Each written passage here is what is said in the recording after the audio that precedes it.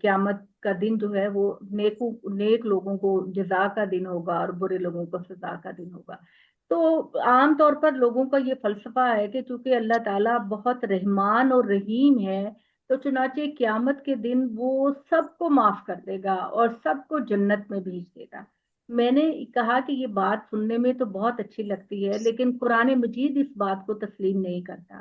قرآن مجید یہ بات کہتا ہے کہ جہاں اللہ تعالیٰ بہت رحمان اور رحیم ہے، وہاں اللہ تعالیٰ مجرموں کو ان کے گناہوں کی سزا بھی دینے والا ہے۔ ادروائز وہ یہ کہتا ہے نا کہ ڈے آف ججمنٹ، تو ڈے آف ججمنٹ کا تو پھر تصور ہی ختم ہو جاتا ہے۔ اگر اچھے اعمال کرنے والے اور برے اعمال کرنے والے دونوں برابر کے درجے پہ پہنچ جائیں گے تو پھر ڈے آف ججمنٹ کیوں کہتے ہیں؟ پھر ڈے آف ججمنٹ تو نہیں کہنا چاہیے آپ۔ یہ لوگوں کے ذہنوں کے اندر بڑے غلط قسم کے خیالات ہیں کہ چونکہ اللہ بہت رحمان اور رحیم ہے تو اس لیے الٹیمیٹلی اس نے سب کو معاف کر کے جنت میں بھیج دینا ہے، جبکہ قرآن مجید اللہ تعالیٰ کی دوسری ساری اللہ کی رحمت کی صفات ہیں، لیکن اللہ تعالیٰ اپنی صفات کے اندر ذو انتقام کا بھی ذکر کرتا ہے، عادل یعنی عدل کرنے والے کا بھی ذکر کرتا ہے، ذو الجلال کا بھی ذکر کرتا ہے، اور قہار کا بھی ذکر کرتا ہے۔ تو اسی وجہ سے پوری کائنات کے اندر آپ دیکھیے کہ اگر خدا کی رحمت کے جلوے نظر آتے ہیں ہمیں، ٹھنڈی ٹھنڈی ہوا چلتی ہے، بارش بہت ہمارے لیے رحمتیں لے کر آتی ہے، لیکن وہاں پر تیز آندھی اور طوفان بھی چلتا ہے، وہاں بادلوں کے اندر بجلی کی کڑک بھی محسوس ہوتی ہے، وہاں بعض اوقات بارشیں اتنی ہوتی ہے کہ سیلاب لے آتی ہیں۔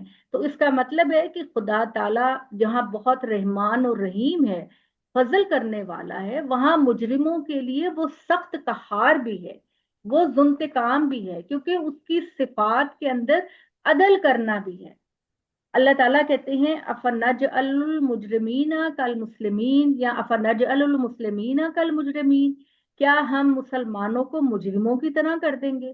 اس فلسفے کو سمجھنا بہت ضروری ہے۔ ہمارا کامن مین اس ذہن کو لے کے بیٹھا ہوا ہے کہ جی چونکہ اللہ تعالیٰ بہت رحمان اور رحیم ہے اور ہر آیت کے اندر بسم اللہ الرحمن الرحیم ہے، تو اللہ صرف معاف کرنے والا ہے۔ تو یہ ہم توازن برقرار نہیں رکھتے اللہ تعالیٰ کی صفات کو، جس کو برقرار رکھنا بہت ضروری ہے۔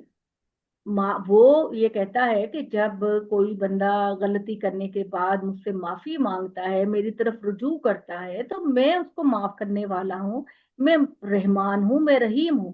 لیکن سرکشوں اور نافرمانوں کے لیے جو کہ پوری طرح حق و واضح ہو جانے کے بعد بھی سرکشی کرتے ہیں، میں سخت سزا بھی دینے والا ہوں۔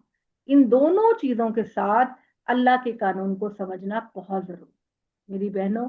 اور یہ گفتگو اگر کوئی بھی آپ کے ساتھ کرے تو یہ دونوں چیزیں آپ کو اس پہ واضح کرنی